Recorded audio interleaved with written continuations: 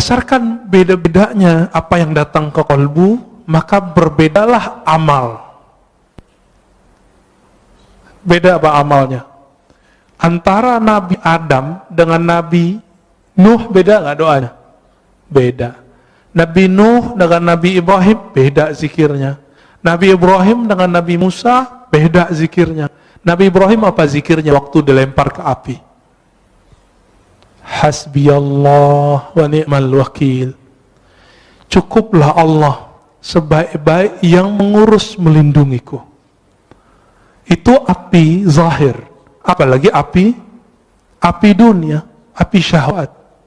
Maka salah satu cara terapi orang untuk melemahkan syahwatnya adalah, mengendalikan syahwatnya adalah hasbiyallah wa ni'mal wakil atau hasbunallah wa ni'mal wakil. Dizikirkan 450 kali setiap hari.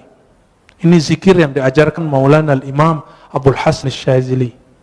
450 itu dikit, Pak. Orang bisa handphonean, smartphone, bisa Instagram di setengah jam kok. Baca hasbunallah wa ni'mal wakil itu paling 15 menit beres. Itu kolbu udah kenyang itu. Ini yang diwariskan para nabi. Siapa yang zikir hasbunallah wa ni'mal wakil, dia akan menjadi pewaris Nabi Ibrahim. Siapa yang zikir la ilaha illa anta subhanaka inni kuntu minaz zalimin, dia telah mewarisi rohani Nabi Yunus. Kenapa Nabi mengatakan al-ulama warasatul anbiya? Setiap ulama itu dia mewarisi rohani para nabi. Nabi tidak doktor. Nabi tidak baca kitab. Nabi baca yang di kolbunya.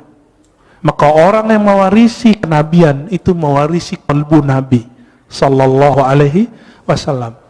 Maka jangan andalkan gelar-gelar kita. Udah lewatin semua itu. Tanya ke dalam kolbu, aku mewarisi Nabi siapa?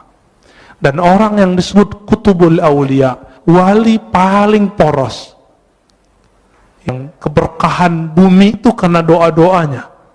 Jika Imam Ibrahim bin Adham mengatakan, ya ashabal hadis, wahai ahli hadis, tolong doakan kami.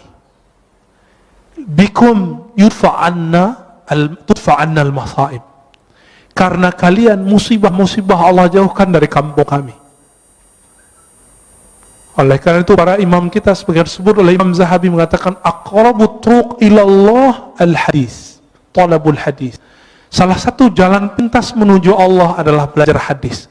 Karena Allah belajar hadis nyebut sanad dari fulan, dari fulan, dari fulan, dari Nabi, dari Jibril, dari Allah Ta'ala. Itulah sanad Quran, sanad hadis qudsi, sanad hadis Nabi sallallahu alaihi wasallam.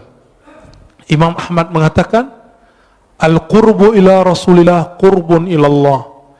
Orang yang punya silsilahnya dekat ke Nabi, dia telah dekat kepada Allah Ta'ala.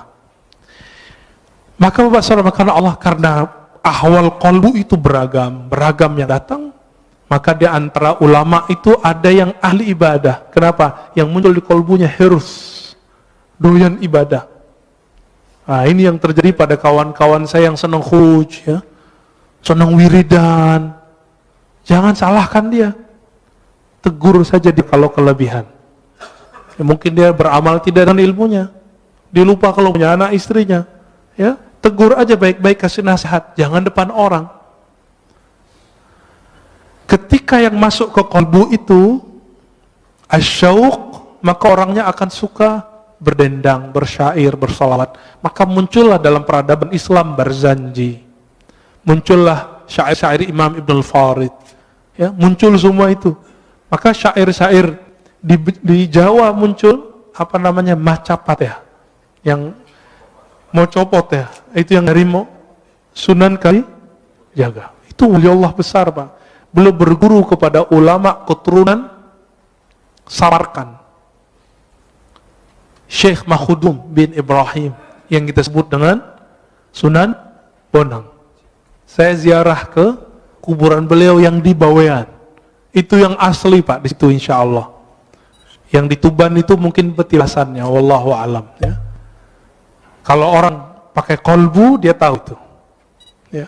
Kawan saya tanya, kok aku sering ziarah ke Tuban, kok nggak ada efek apa-apa, ya? Biasanya kalau assalamualaikum tuh ada rasanya. Oh dia lagi gak di tempat gitu. Akhirnya saya doa, ya Allah tunjukin saya di mana aslinya.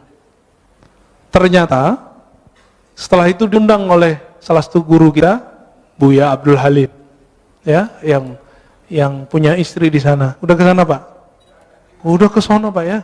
Ya. Datang ke sana itu dahsyat sekali.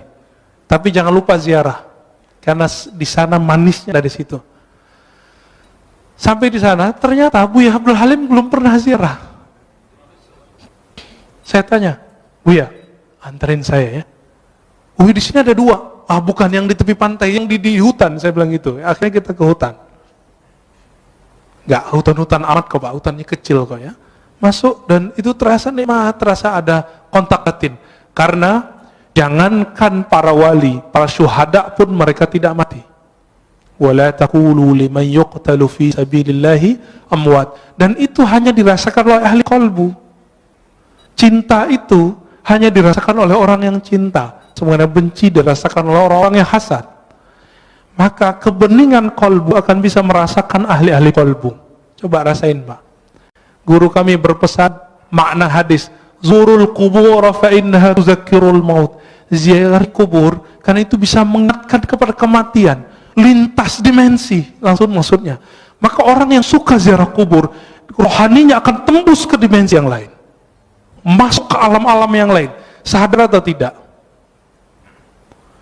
Tapi kalau udah jauh dari kubur, membid'ahkan kubur, menyebut orang ziarah kubur, kuburiyun, maka siap-siap kamu nanti ketemu Rasulullah. Rasulullah akan memarahi dan menghardik dan mengatakan, aku sayyidul kuburiyin, akulah orang yang paling sering ziarah kubur. Nabi ziarah kubur kapan Pak? Malam. Dan hampir setiap nginep di rumah Aisyah radhiyallahu taala anha. Berani bilang Nabi Sayyidul Kuburiyin, penyembah kubur. Hati-hati, pemuja kubur, hati-hati. Semua yang kamu lafazkan Allah hisab. Kalau kalbu nggak nyampe, nggak usah ingkar. Imam Sya'rani telah nulis berkali-kali fakta beliau. Kalau kamu tidak faham, jangan ingkar. Sekali kamu ingkar, haramallahu alaika. Allah haramkan bagimu untuk merasakan itu. Makanya kalau udah benci sama kita, benci sama kajian kita, nggak nyaman Pak. Langsung keluar. Ngelihat imam kita doa aja langsung keluar. Nggak bisa husnuzon, nggak bisa menikmati perbedaan faham. Betapa sempitnya kalbu, padahal kalbu itu lebih luas dari dunia dan seisinya. Hadis meskipun dhaif, tapi ulama mensahihkan maknanya. Mawasi'ani ardi wala samai. Aku ketika memandang ke langit dan bumi tidak sanggup menahan pandanganku. Itu yang disebut Allah ketika memberikan amanah kepada langit dan bumi, semuanya nolak. Inna wasi'ani, yang sanggup menerima pandangan itu adalah qalbu abdi al-mu'min, qalbu hambaku. Ada kalimat hambaku di situ, al-mu'min, yang dia beriman. Makanya orang-orang yang beriman ini qalbunya lapang, hidupnya tenang, pikirannya masya Allah, ya, nggak ada kepanikan di qalbunya, ya, nggak rusuh. Bapak saudara, karena Allah, maka di antara mereka ada yang zuhud, karena yang datang qalbunya kebencian dunia. Di antara mereka ada yang muridin, ada yang wara, ada yang arif. Puncaknya nanti arif. Nanti tanyalah ke Kiai Ahmad Shadiq, itu arif itu apa sih? Atau ke kiai-kiai yang lain, ada siapa? Kiai Luqman ngajar di sini juga. Ya, Kiai Luqmanul Hakim. Nah, itu orang-orang ahli kolbu semua.